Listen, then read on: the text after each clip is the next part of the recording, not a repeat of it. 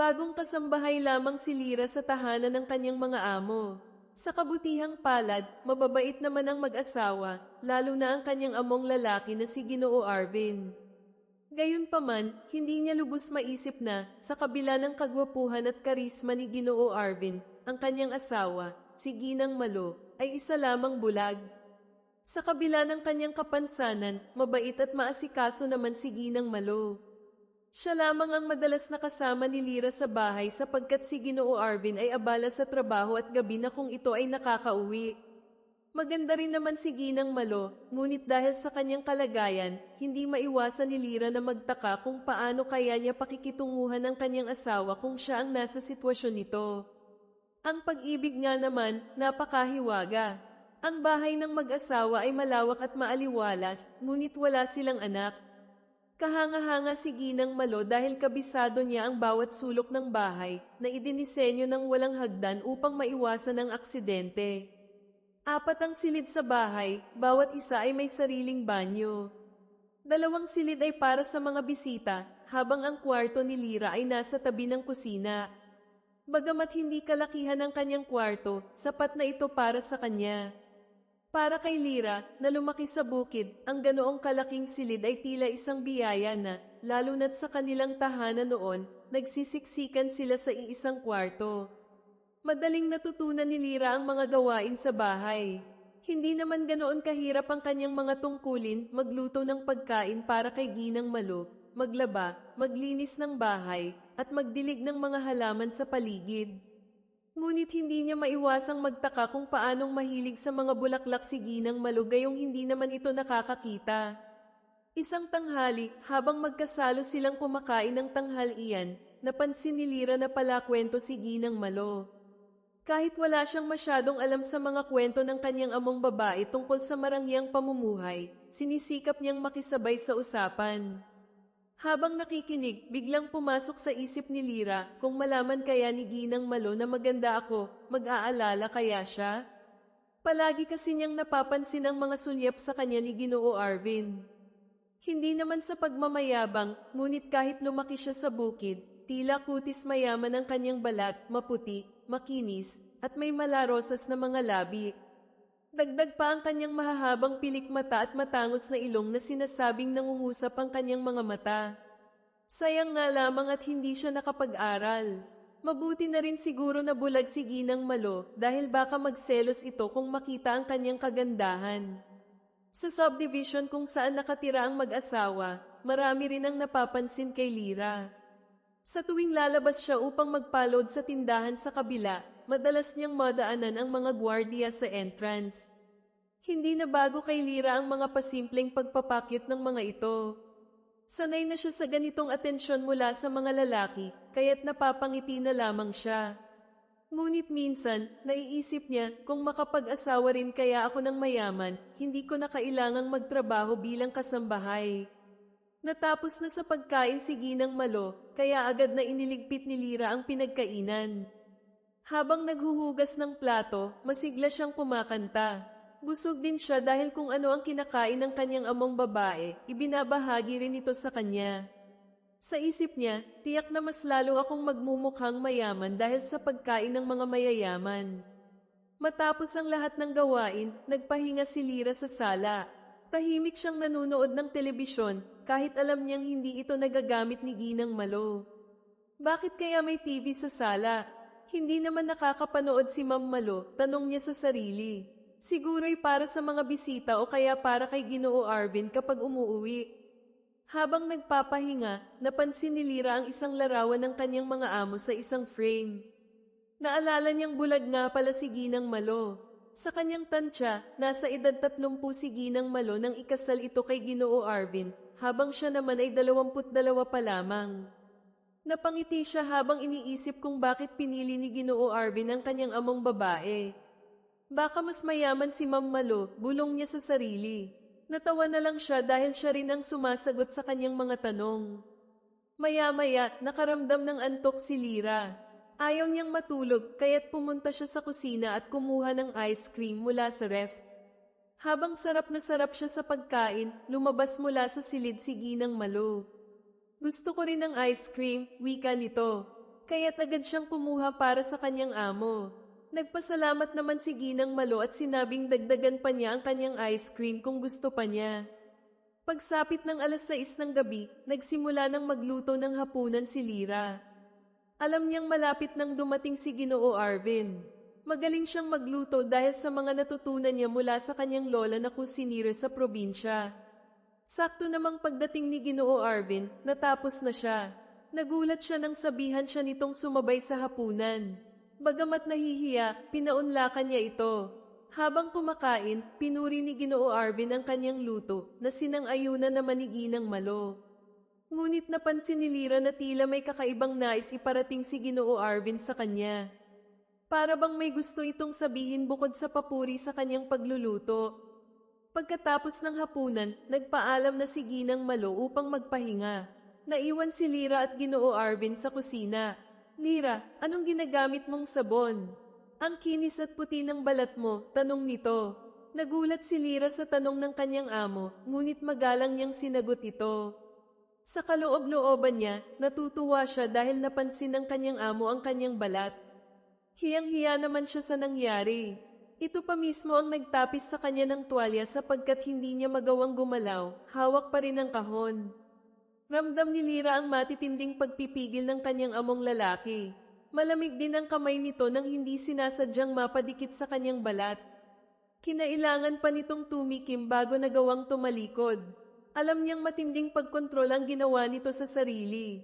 Hindi rin naman kasi niya sinasadya ang nangyari. Para tuloy inaakit niya ang kanyang among lalaki sa mga nangyayari. Pero alam niya sa sarili niya na hindi niya iyon sadya. Ngunit bakit, maging siya, nakaramdam ng init, lalo na sa isiping ganoon ang nangyari kanina. Wala na sa kanyang harapan ang kanyang Ginoo Arvin, kaya naman dinala niya na sa loob ng kwarto ang kahon ng mga damit. Sinarin niya ang pinto at tinapos muna ang paliligo. Nang matapos, tsaka niya binuksan ang kahon.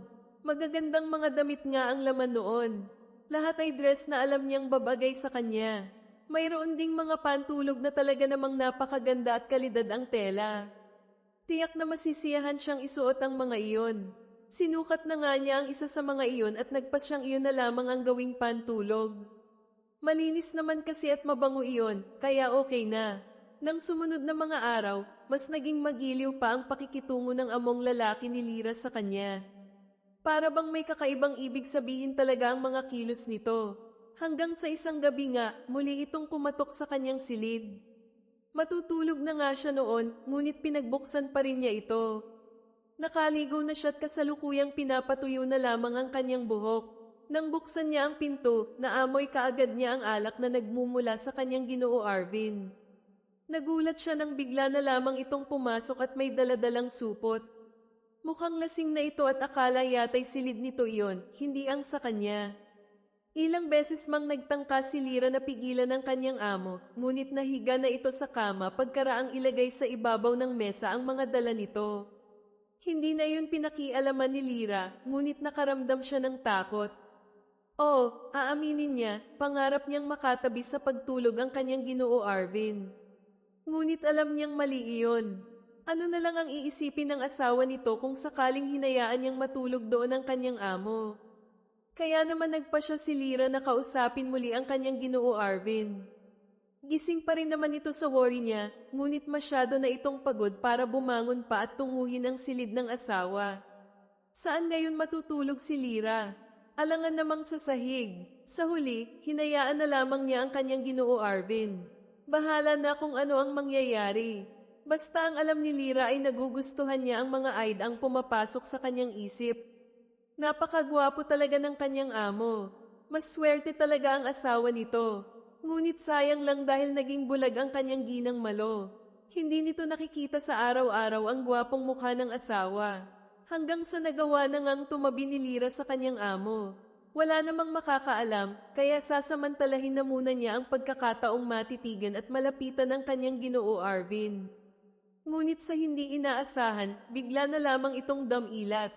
Diretso ang mga mata nito sa kanyang mukha, hanggang sa isang mainit na haplos ang iginawad nito sa kanyang pisngi, sabay sabing, napakaganda mo talaga, Lyra, bulong nito na para bang siya'y inaakit. Tila ba siya nito minamagnet na gusto niyang mas magkalapit pa ang kanilang mga mukha. Hanggang sasabay silang napalunok. Iisa lang ang bagay na nasa kanilang isipan sa mga oras na iyon. Alam ni Lyra na siya ay magkakasala, ngunit ayaw na niyang umurong. Hindi niya na kayapang pigilan ang init na kanyang nararamdaman. Habang papalapit ang labi nila ng kanyang Ginoo Arvin, ayaw niyang umiwas. Sapagkat maging siya, gustong maranasan ang halik ng isang. Nagsasayawan sa kanyang sikmura ang malambot na mga labi ng kanyang Ginoo Arvin, kaya naman napapikit ng tuluyan si Lyra at tuluyan na nga siyang nakalimot sa mga nangyayari.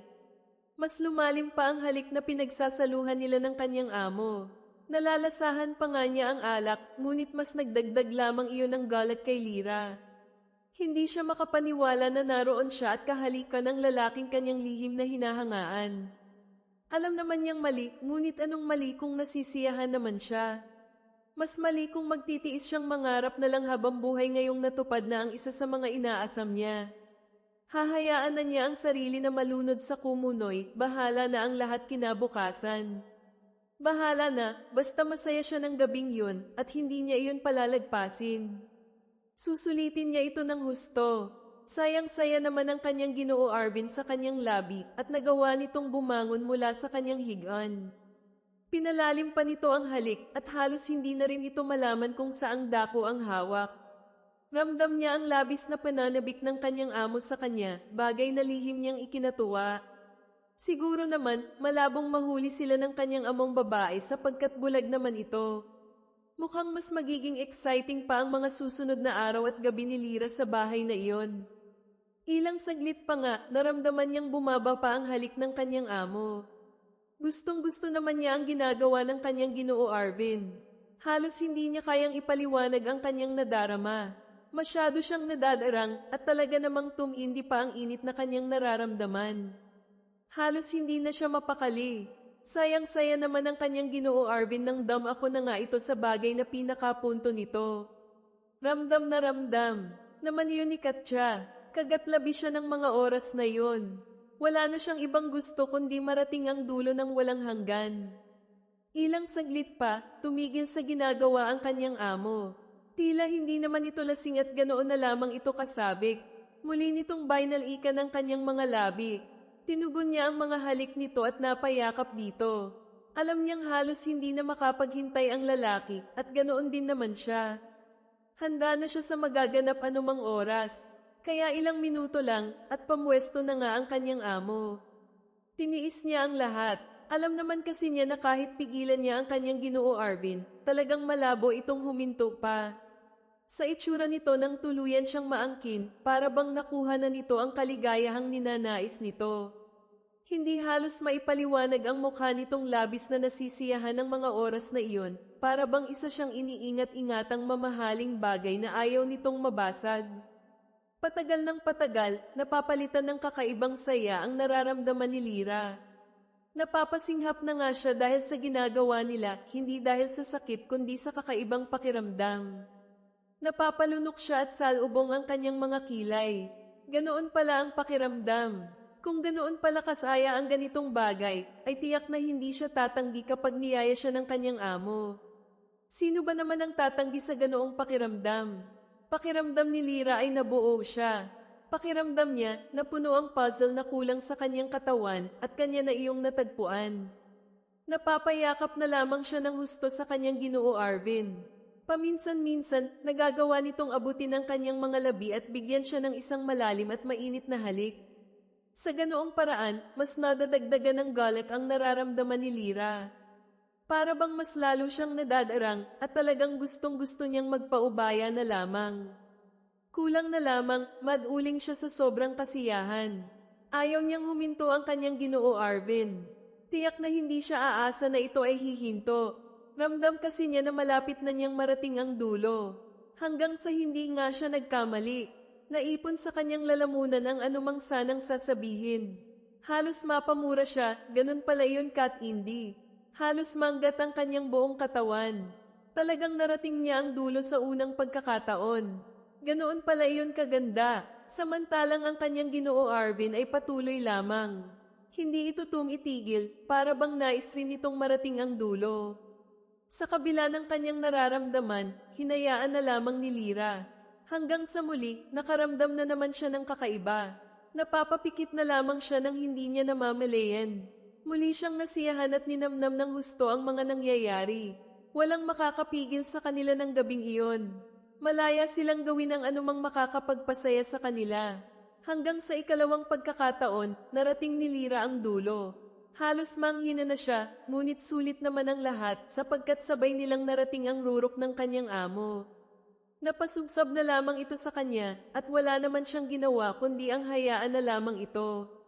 Kapwa sila bumabawi ng kanilang paghinga sapagkat masyado silang hiningal. Hanggang sa maya-maya pa, nakaramdam siya ng antok at hindi na namalayang nakatulog. Wala siyang ibang iniisip kundi ang lalaking una niyang nakasama ng gabing iyon. Maging sa kanyang panaginip, naroon ang kanyang Ginoo Arvin.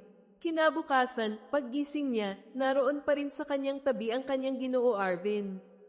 Biglang may kumatok sa pinto at tinatawag ang kanyang pangalan. Nataranta naman siya nang marinig ang kanyang ginang Malo. Ngunit nawala ang kanyang pagkataranta nang maalalang hindi nga pala nakakakita ang kanyang among babae. Tinungo niya ang pinto at binuksan iyon. Bumungad ang kanyang ginang Malo. "Katya, hindi ba umuwi ang sir mo kagabi?" tanong nito sa kanya.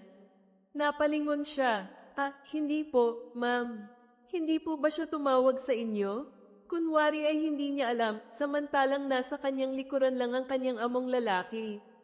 Hindi siya tumawag, baka nag-overtime sa trabaho niya, sagot ni Ginang Malo. "Sige, magluto ka agad kapag tapos ka na, Ryan, sa ginagawa mo." Utos pa nito bago tuluyang umalis, hawak-hawak ang isang tungkod na siyang nagsisilbing gabay nito sa buong bahay.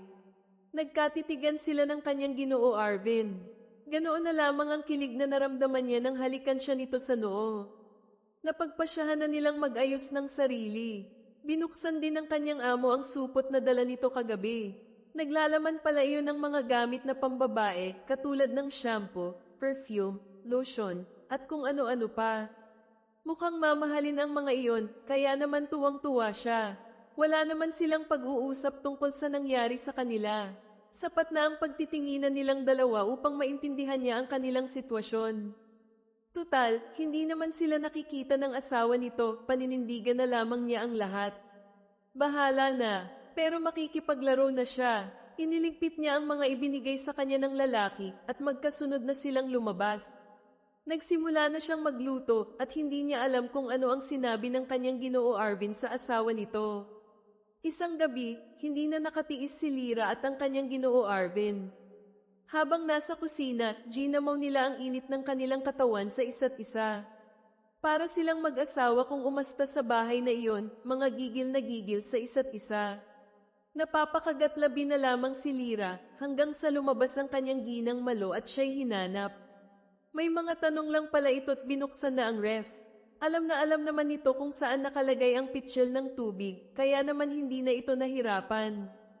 Ang hindi lang nito alam ay naroon ang asawa nito at wala namang talagang lakad. Naroon nga ito at gumagalaw sa kanyang likuran. Hindi na sila huminto sapagkat mahirap na hindi rin naman sila nakikita ng kanyang among babae, kaya wala silang pakialam. Mas maganda nga ang ganoon at talagang nagagalak silang pareho. Naroon sila, ginagawa ang isang bagay na walang kaalam-alam ang among babae. Napapakagatlabi na lamang si Lyra. Halos hindi niya kayang pigilan ang kanyang sarili, talagang nasisiyahan siya ng mga oras na iyon. Para bang tuluyan na ring nadala ang kanyang Ginoo Arvin. Hindi na nito inisip ang asawa nitong nagawa pang umupo sa hapagkainan sa mismong harapan nila. Ingat naman silang makalikha ng ingay dahil matalas ang pandinig ng babae. Maging ang bawat galaw ng kanyang Ginoo Arvin ay limitado sapagkat nakakalikha ng ingay ang bawat kilos nila. Halos mabaliw na lamang si Lyra. Masyado niyang ninamnam ang ganoong klaseng pakiramdam at talaga namang napapatingala siya sa kisame, awang ang kanyang mga labi at nagpipigil ng kanyang ingay. "Lyra, ano yang ginagawa mo?" Maya-maya pa'y tanong ng kanyang ginang Malo. Nagulat siya't hindi kaagad makasagot sapagkat baka mabasag ang kanyang boses. Nagpupunas po ako ng mga platong hinugasan ko, ma'am." Bakit ho, may iuutos ba kayo? Sa kabila ng kanyang sagot, patuloy lamang sa ginagawa ang lalaki. Wala naman, sagot ni Ginang Malo. Naririnig ko kasing napapasinghap ka, parang napapaso ka dyan, Napatikip sa bibig si Lira, sapagkat narinig pala ng kanyang Ginang Malo ang kanyang mahihinang singhap. Hindi po, ma'am. Nagpupunas lang po ako ng mga plato, sagot niyang muli. Napapangiwi na lamang si Lira. Mukhang kailangan nilang umalis ng kanyang Ginoo Arvin sa harapan ng babae dahil napakatalas ng pandinig nito. Natatakot din naman siya na baka hindi makapagpigil ang lalaki't makalikha ng ingay. Gayunpaman, nagpatuloy pa rin ang lalaki. Halos mabaliw silang pareho nang tumayo ang kanyang Ginang Malo at lumapit sa lababo kung saan sila nakapwesto. Mukhang maghuhugas yata ito ng kamay, kaya ganoon na lamang ang pag-iingat nila na hindi sila nito misagi. Hanggang sa dahan-dahan na nga silang umalis roon. Nagpunta sila sa sala at doon ipinagpatuloy ang kanilang ginagawa. Napasubsab siya sa sofa habang dinadama ang kakaibang pakiramdam na iyon. Halos hindi niya kayanin ang nararamdaman ng mga oras na yon. Gustong-gusto niyang magmakaawa na huwag huminto ang kanyang Ginoo Arvin, ngunit hindi siya maaaring magsalita anumang oras, baka marinig siya ng kanyang Ginang Malo. Patindi ng patindi ang saya na kanilang pinagsasaluhan. Ang aga-aga, ngunit pinagpapawisan na silang pareho. Ramdam ni Lira na nalalapit na siyang marating ang dulo. Wala nang makakaawat pa. Hanggang sa tuluyan na nga siyang natapos. Matagal bago siya nakabawi at ilang saglit lang din, narating din ng kanyang Ginoo Arvin ang dulo. Natawa na lamang si Lira at nagawa pa siyang halikan ng lalaki. Kinahapunan, kasalukuyan siyang nagdidilig ng mga halaman sa likod bahay. Magaan ang kanyang pakiramdam, kaya naman pakanta-kanta pa siya. Maya-maya, dumating sa kanyang likuran ang kanyang Ginoo Arvin. May daladala na naman ito para sa kanya. Pagkatapos kasi nang nangyari ng umagang iyon, tsaka lamang umalis ang kanyang Ginoo Arvin. Nang makauwi nga ito, hapon na, at may daladala pang pagkain para sa kanya. Napakasarap niyon, kaya naman kanya iyong nilantakan. Hanggang sa may ibinigay pa ito sa kanya, isang kahon. Katamtaman lamang ang laki niyon, kaya naman na-curious siya sa laman. Nang kanya iyong buksan, nakita niyang isang magandang set ng kwintas, hako, at bracelet. Halos manlaki ang kanyang mga mata. Napakaganda ng mga iyon at talaga namang nagustuhan niya. Ang lalaki pa mismo ang nagsuot sa kanya ng kwintas at bracelet na talaga namang bumagay sa kanya. Para bang siya na ang itinuturing nitong asawa. Wala nga lang nakakaalam kundi silang dalawa lamang.